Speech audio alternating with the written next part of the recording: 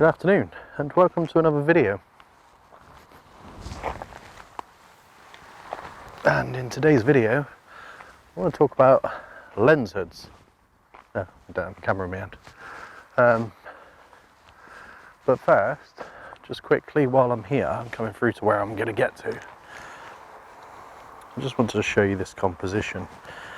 I walked through here a few times and I've seen these trees that they're quite alone in the with the background and all the other trees around them. There's some separate ones. I wanted an image of it, but I just can't seem to get something that I like the look of. I haven't tried to take a photo, but just looking at it,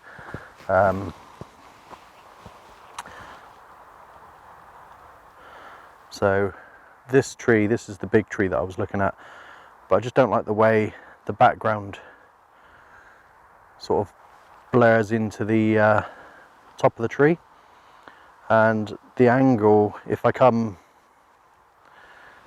this way, it moves to the caravan site that's in the background.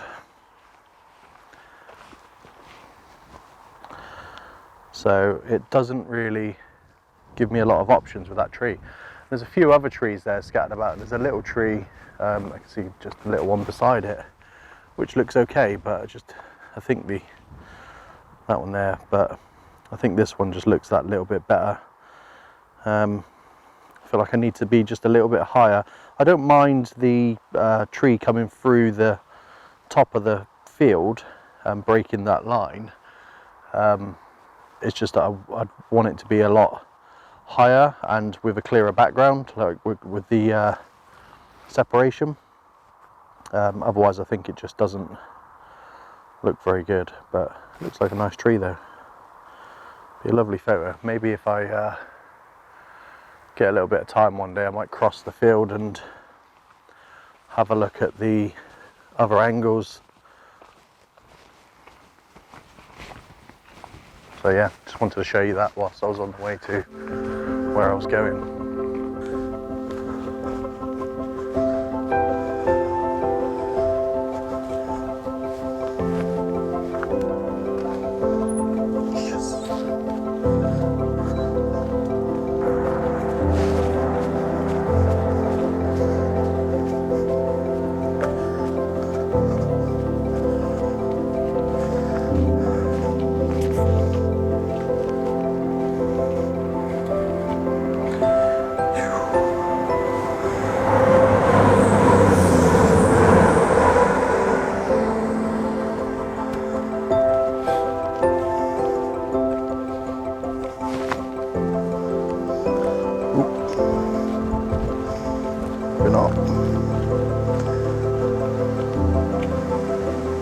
So the tide's a little bit further out than I was expecting. What I wanted was this, whatever this is, in the foreground with this little pier and the restaurant in the background.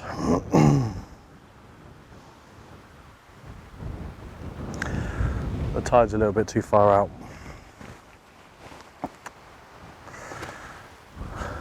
The interesting thing is, the tide being out, it's revealed this interesting S-curve. I don't know if it comes out on camera, whether you can see it, but it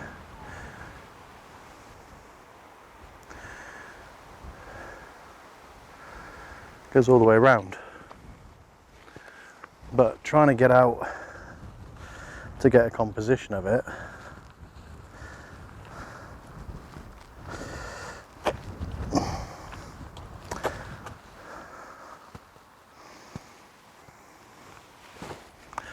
to get the camera where I wanted it to, I'm getting bogged down, and the tide is on its way in, so I think by the time I set up and get my bits in place, might be needing to come back again, and I don't want to risk getting stuck in the mud. So I'm going to try and just see what it looks like up the other end, see if I can get up there. Where the stones come in, it's still extremely deep in mud, so I can't really risk getting out there. There's a bit of a S-shaped bit where the stream comes out here, but it doesn't really lead to anything interesting, and I'm not high enough to get the view.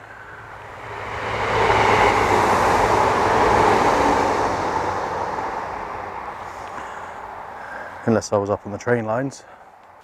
Yeah, so this is where a good drone comes into play. You can pop the drone up and get that S shape going out to the river. But I didn't bring it with me today. Forced to walk along the seaweed because the ground is just too wet. I think it would be a shame to leave without an image, even if it doesn't lead to anything.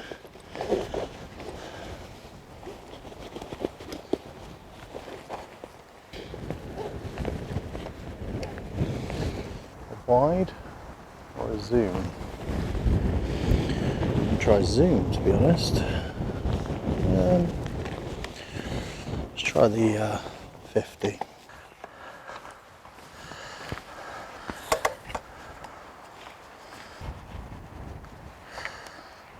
The only problem is I don't have a polarizer. It's a bit of a shame.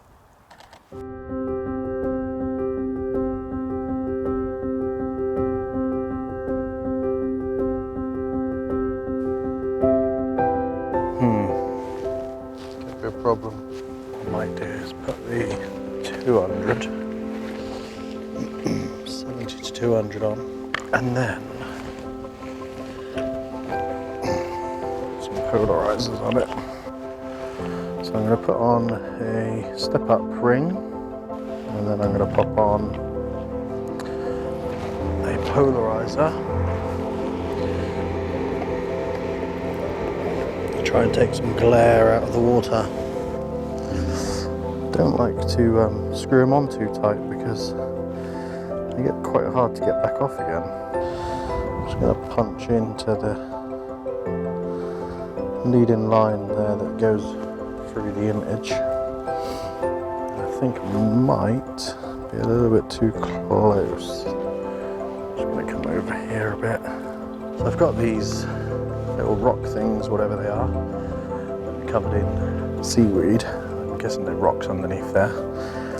As the foreground, and then the leading lines of those little smaller rocks as my leading line out to the edge of this wall, but I don't know what. It's not really leading to anything, so it's never going to be a great picture. So I'm just going to try and minimise it a little bit.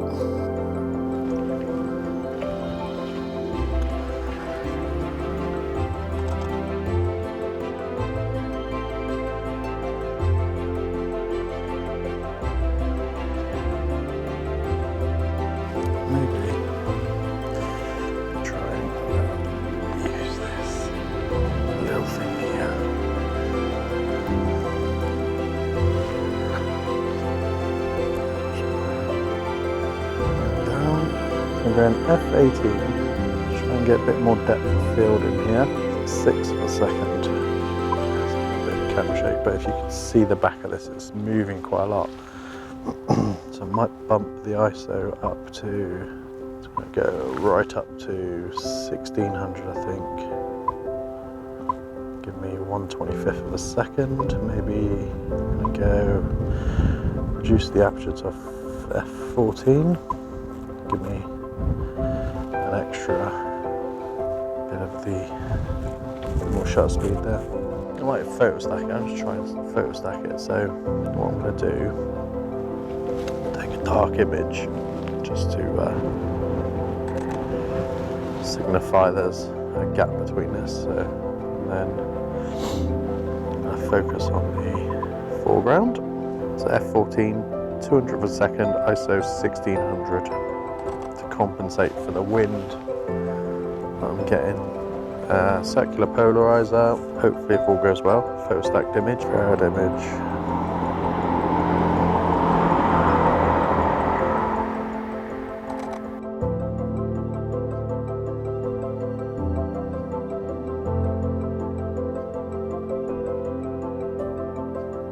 Okay, well, I'm happy with that. So, unfortunately, you can't really use a lens cap with your polarizers on. So the reason I'm saying you should use the lens cap is because recently, when I was out on a shoot, I dropped the camera that I'm recording on now, and I don't know if I can just show you the lens cap that's on it.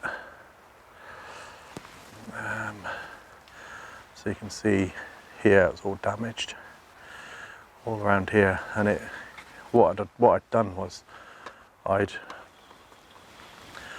hoofed the backpack up on my back over my shoulder, and as I did that, the screw thread to the Arca Swiss plate had come undone. I don't know how it had done that. Maybe just use through the day and it's just sort of untwisted itself, but it came completely off. So the plate was still attached to the tripod, to the camera, sorry, but the plate and the camera had come off of the tripod. So as I hoofed it up, it went up and over my shoulder and down onto the floor and hit the floor. And thankfully it had the lens cap on it, because I almost certainly think that the lens would be broke on that camera, and that camera is a really important camera to me. And I didn't want to replace that camera just because of my stupidity, basically. And I'm not saying that this little piece of plastic is going to save your camera every time. I mean, it could have hit anywhere on the body that I'm filming on, and completely ruined it. But, so judging by the impact zone on that lens hood, it definitely, I think, saved the lens. So this is why I'm advising to use these things if you're walking, maybe. If you've got the camera in your hand and you're just walking along, and there's a chance that you could trip and fall, or you could drop it, a bit wet maybe, and you're walking, taking handheld shots, and you could trip. Those sorts of situations, it is worth having that extra protection, because your gear is worth a lot to you. It's not just, it's not just a piece of plastic. This thing is going to save the end of this thing, which means you don't have to replace anything. So there are good reasons why you should keep a lens hood on your lens, and that's not just the stuff it's actually manufactured for, lens flare, and stop the haze that you get from bright sunlight going across your lens and giving your images that little bit of a washed out look. With no hood on, the end of it is exposed to all the elements, so you're going to get, bits of sand in there, you're going to get fingerprints on it, you're going to get all these different things on it, whereas if you've got the hood on, it's not going to stop a sand getting in there, but anything coming in at an angle, it's going to hit this and not go into the actual glass. So the glass is going to be a bit protected, so potentially less cleaning of it during shoots, and obviously protecting that coating that's on there. So obviously if you're a videographer, lens hoods may not be the way to go, because you're never going to get that J.J. Abrams look with one of these on. But as a photographer, and just for safety and carrying around your camera, even if you are a videographer, stick your lens hood on as you're carrying it around maybe, and if you want those little shots through the trees maybe, or behind, coming out from reveal from behind an object, and you want that little bit of lens flare to make the image look a bit more cinematic, take it off, but use it as protection. You can obviously get UV filters and whatnot to go on your on the end of your lens, which will give you that extra bit of protection as well. But if you can't afford a 70, 80, whatever the cost of UV filters are, decent ones, to go on your lens, then your lens hood, which usually comes with a lens, not always, but most of the time comes with a lens, is your next best thing, and that thing's going to give you that extra bit of protection. That's why you should always use one of these. And up to now, I've never really used mine, and it's only because of that incident. And I think this video, I'll pop it up here, with the drop by the lighthouse, has probably just convinced me now to use lens hoods a little bit more. And also I'll put another link up here of the little compilation. So on my intro video, if you haven't seen that, about 2 minutes in, there's a little compilation of drops that I did and continue to do with my camera. There'll probably be another one later on. But yeah, perfect examples of why lens hoods are going to save your lens. So what I'm going to do is head back to the car. But on the way back, I've got 20 minutes. I'm going to get back up those steps yet. So I've got about 20 minutes, and I'm going to head back to the car and see that tree. I've noticed that tree that I was talking about on the way here from a different angle from quite far down. It's almost a shot there, so I'll keep the camera out and I'll keep the 200 on so I can isolate the tree and see if I can get a nice image of that on the way back as a little bit of a bonus. No, just got my bag day. And also, just touch back on the cheap versus gear debate that I mentioned in my last video, and I'll pop a link up here if you haven't already seen it. But this thing that holds my camera, I noticed one little snag with this is this little tightener does seem to kind of undo a little bit. Now I don't know whether that's from use of me pulling it in and out and me catching it or whatnot, but yeah, I have noticed that, so I'll keep an eye on that. Alright, so I have taken a picture of the tree, which I shall pop up on the screen now. I didn't film it just because I haven't had a chance to stop, set everything up, but yeah.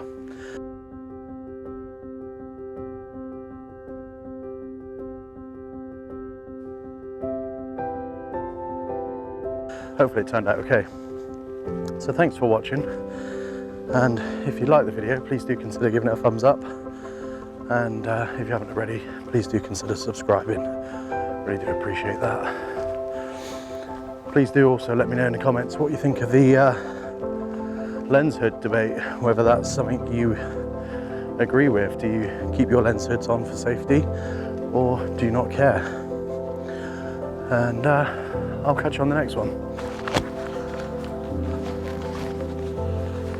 Okay. Ooh, a lot of squeaks.